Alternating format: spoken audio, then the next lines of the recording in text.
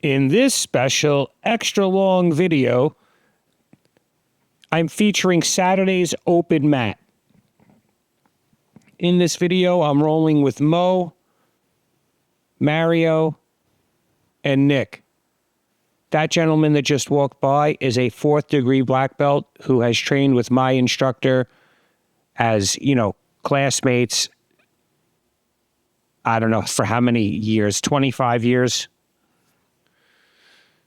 Maybe longer. So here we go. Mo is a new white belt. I have one other video with him when he was like brand new in off the door. Now he's had a couple of weeks, a week or two of training, so he kind of has the idea of what he should be trying to do.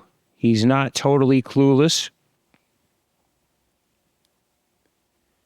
He's a bit aggressive, which is fine. I think maybe he was a little too passive last time. So there, as you can see, I put my foot on his hip, made space, and got behind his tricep. So that's easier to do on guys that don't know I'm going to do it. So as you can see, I have him in the gift wrap, and I grab his ankle, and I just roll him over. So here he's trying to get out. I have both wrists pulled in different directions, and I'm giving him the option to give me one arm. So there he gave me his right arm, and I switched to the wrist lock because I felt a lot of resistance, and I didn't want to use a lot of effort. So as you can see, using a wrist lock is way easier than pulling him in with my legs, putting my heels to the ground, picking up my butt, doing all the things it would have taken to finish that armbar. If you notice, the only arm bars I really do are the step over arm bar from side control.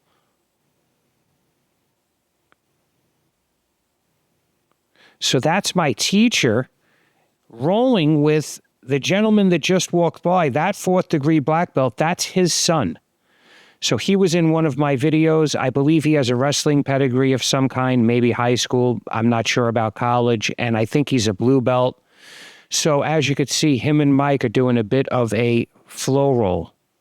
That's my professor, Mike Codella, 4th degree black belt, Henzo Gracie. Got it from him personally many moons ago. So as you can see, I'm rolling with Mo. We're out of the screen a little bit there. And I go for the step over arm bar. And when I do that, I hit him in the nose with the back of my Achilles because he was facing away from me, which is an unusual reaction, but one that he gave, and I didn't anticipate it correctly. I didn't realize the extent of the injury until a drop of blood came out of his nose right there, and then we immediately went to get some tissues. I don't know if that's the first time I ever gave someone a bloody nose, but I think it might be. Again, this happens more with aggressive new guys, and it can happen to me, right? I could get kicked or something by some unorthodox move that he does. So in the interim, you could see Mike went from the triangle to the armbar. But again, they're flow rolling. He's not going crazy. This is his friend's son, his training partner of 20 plus years, his son. So that's got to be a very interesting experience for Mike. And also, he's very good. I have him in one of my videos. I might have to put that link in the description. There's a couple of white belts back there going at it. Old versus young, older guy on the top.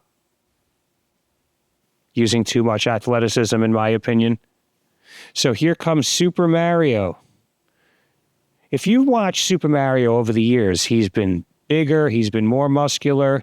Now he's very thin. This is the leanest he's ever been, but he's in great shape.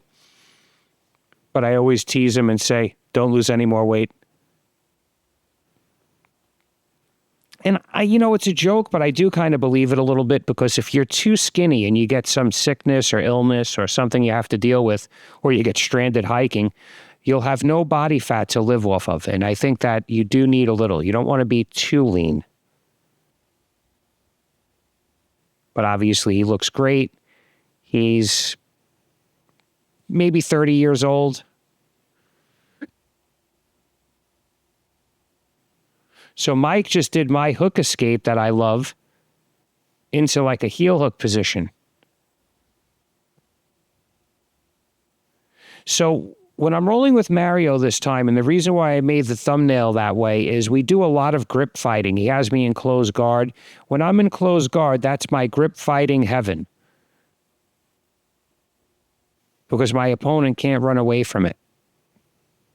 And it's my specialty, because in Wing Chun Kung Fu, you go over all the different ways. That was a nice 50-50 sweep.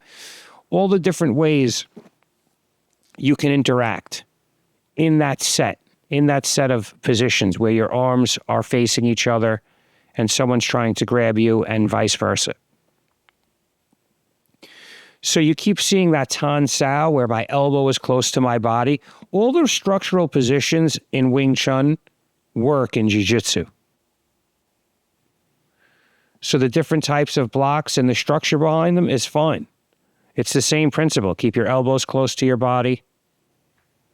See, when I'm in closed guard, if somebody pulls me up like that, I switch my grip to their biceps. You notice that? Also, I have long arms, so it makes it a little easier for me, but anyone should do that. When you get pulled forward and you can no longer maintain the grip and they move their arms out of range, just switch to the bicep. So here Mario's playing my spider guard a little bit. I told him, let's go take that space before we get boxed out. Open mat, super crowded at my school. Today, it's kind of relatively empty, but there's probably still 40, 50 people here.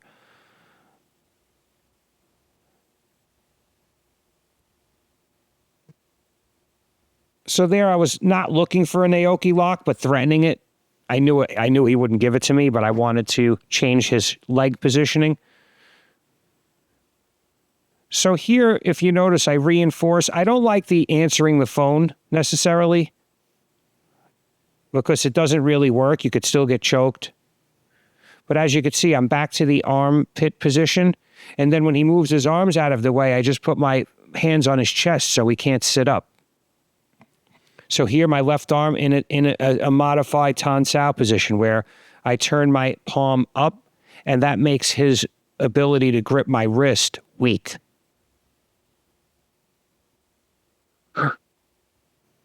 See, so now I'm letting him grab my wrist. I'm kind of baiting him here. So now he's back in that spider guard on one side, and I'm deflecting. I don't want him to get that inside clinch, right? So I prevented that, and I went to a biceps control again, like a double bicep control.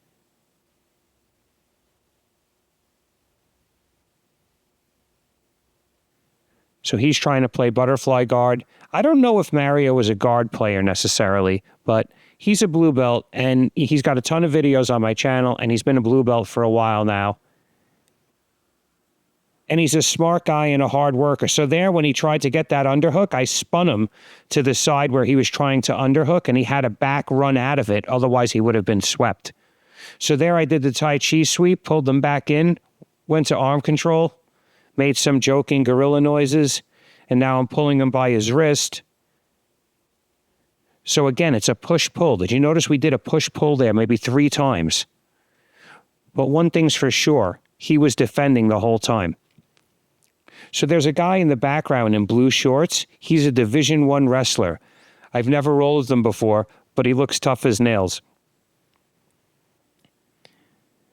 Mike rolls with him and did really well and rolled from stand-up. He was doing takedowns with this guy, who's probably half his age, and winning. So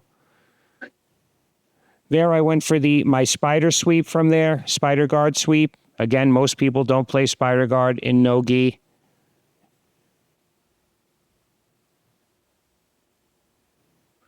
So here he's trying to pull me down by my head, and I'm incrementally trying to pass his guard. I'm stepping over his leg. Him pulling me down by my head there doesn't help him at all, in my opinion. There's Hussein with a white belt in the background. I think that's John the white belt, if I have his name correct.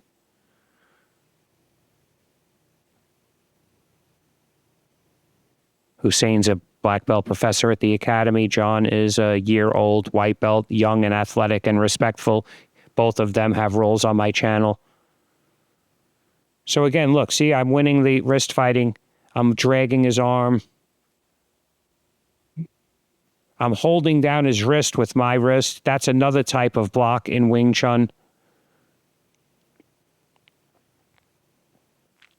Again, not done exactly the same, modified for jiu-jitsu positioning. See, I have his bicep. That's preventing him from coming up. There, I just did it on the other side. And now we went back to a traditional closed guard. So I kept my hand in the middle there. That's like a ready position in Wing Chun, and I find myself, I go to it naturally because when my hand is there, I'm defending my center line, and whatever he's going to do, I know how to grab it to deflect it. Either grab it or deflect it. My grip fighting is not based in overpowering my opponent, but if you felt it, you would feel like, you know, I get a lot of comments that, oh, I have really good grip strength, but believe me, I don't. Not compared to anybody that's really decently strong.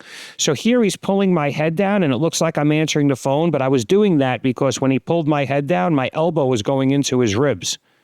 So I'm giving him the option. Okay, you could pull my head down, but then my elbow is going to go into your ribs. So I wasn't even really digging it if I wanted to be more aggressive or offensive that way. I was just letting him do it. Here, obviously, you have to be careful for the triangle, which I'm trying to bait a little bit. I want to open him up. So again, he's pulling me down by my head.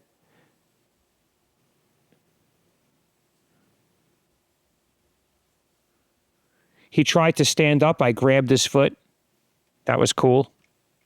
I always say, somebody's trying to stand up, you have to grab their foot and pull it out. If you keep their ankle above their body, it's going to be very difficult to stand up. I want to create more work for him than what I'm doing. And as you could see, he's working. The difference is he's young and handsome and in good shape.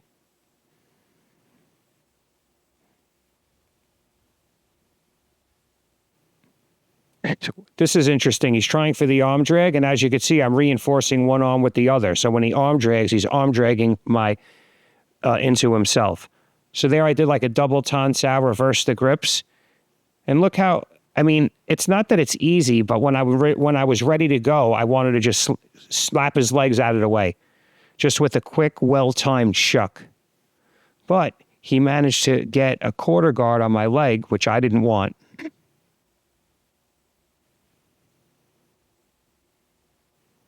And now I'm incrementally passing. Remember, when I pass on my knees, it's new for me. By new, I mean a couple of years. My main A game, if I wanted to pass Mario's guard, would be to stand up, control one leg, and pass. Run back and forth. Do a cartwheel. Just kidding. So as you can see, I'm like digging my elbow into that area, and it really shuts down what he could do with that leg. And then I pulled up his arm and I tried to do a knee cut up the middle.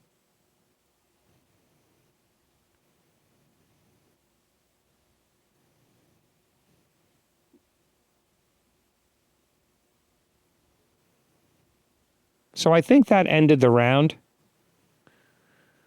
I don't think we're doing 6-minute rounds. So here I'm showing them the enforcement. Always double enforce, redundancy. Jetliners have a lot of redundancies, right? They don't have one unit, they have 3 units. They have different ways of controlling things if one way fails. And it's the same thing in Wing Chun. You want to have, in Wing Chun, in Jiu-Jitsu and in Wing Chun, you want to have redundancies, backup systems, backup reinforcement structurally.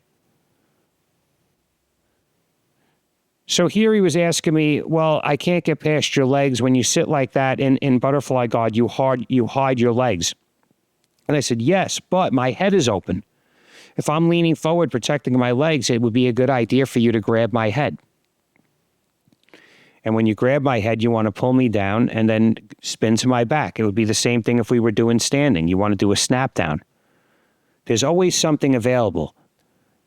He has to give you something. So if I'm hiding my legs, he can go to a snap down. He can also set up the snap down with an arm drag. He could pull me into it. again, all of this is applicable standing as well.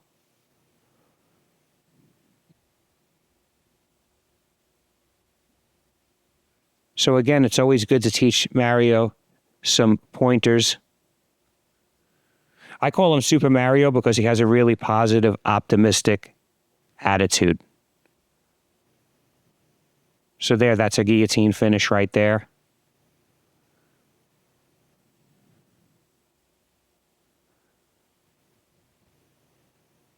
So there, and I re-emphasize the push-pull and the back and forth. So back, side to side, push-pull. These are principles you want to incorporate into your jiu-jitsu. You don't want to become static. So here's Nick. Nick and I got our brown belts together, I don't know, a couple of years ago now. So there, that was almost a back take. He has great jiu-jitsu, great technique. He doesn't go crazy. He's like the type of brown belt that you definitely want to train with, especially if you're a white belt or somebody that's newer. So here I'm looking to control one arm and look for the butterfly sweep. So here he switched. So I was going to control the right arm, and then I switched to the left arm, and him putting his elbow down wasn't enough to avoid that sweep, and I knew it wouldn't be, and that's why I did it. Sometimes even if someone bases, it's not enough because they base too close, and I could just throw them over their base. I could kick them over their base. Obviously, Marcelo is great at that. He sends people flying with his butterfly sweep. So here I have like a half guard. I'm looking for the Kimura. As you know, my game, I have a knee shield, but when I didn't get that, I went to the underhook on the other side. So I'm attacking side to side. So here I'm looking for the spider guard on his left arm, but he did a good job of peeling my hook. Now I'm in the De La Hiva. He's trying to step around. I thought about a back take, but he didn't give it to me. Here he wants to cut his knee. I know what he wants to do, and that's why I actually have my right hand on his knee. My guard is a bit of a mystery. So there was another example. I was able to butterfly sweep him, and when he put his hand down to base, his right hand, I grabbed his wrist so he couldn't put it any further, and then I kicked him over because I knew he couldn't put his arm to base far enough away to prevent the butterfly sweep.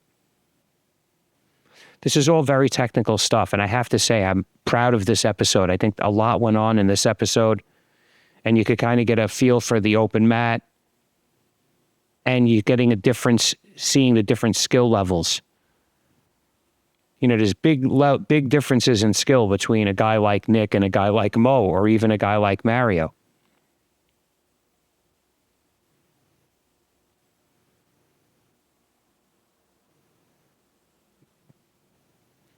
So there he looks like he's trying to arm drag me. As you could see, there was a little bit of a wrist fighting. There still is. You could see, look, I turned my palm up, and that kind of strips that grip, if you noticed, on the right hand. Let somebody grab your wrist and just turn your palm towards the ceiling. It becomes untenable. Not impossible to hold, just weak. So there I'm threatening the toe hold, which works really well from there, by the way, but not on a good brown belt. Seasoned brown belt, dare I say.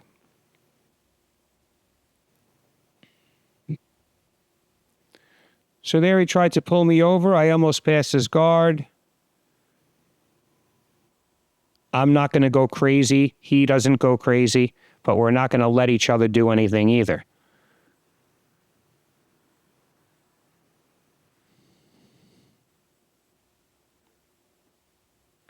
So there he gave me a compliment. I don't remember what it was, to be honest with you, but very respectful, very good energy from Nick. You know that a guy like him is never going to hurt you, but his technique is very good. After you get to a certain level, it's harder to really improve, because you're not getting your stuff tested. So you're getting a lot of false positives. Yeah, I mean, things that I do, there's a million things I do that can work on a white belt, but would they work on Nick? So I think personally, my criticism of Nick is he should just, like, his left leg right now isn't doing it. It's literally floating in the air. And I think he needs to make connections with his legs when he's playing guard and maintain them all the time. Don't forget about them. So that ends the round. If you find value in my content, you want to help support the channel, you could pick up that rash guard and shorts. The X Marshall link is in the description. It's Be Gentle, the Gentle Art NYC. Sorry. Let's Roll the Gentle Art NYC. Or I have my original Jits over 50 rash guard. Either way, it helps support the channel. Or you could just buy me a coffee. Again, both links are in the description. I appreciate everyone. If it wasn't for you, I wouldn't have a channel. More to come with Nick. I want to do like a 30-minute round with him. So thank you for watching.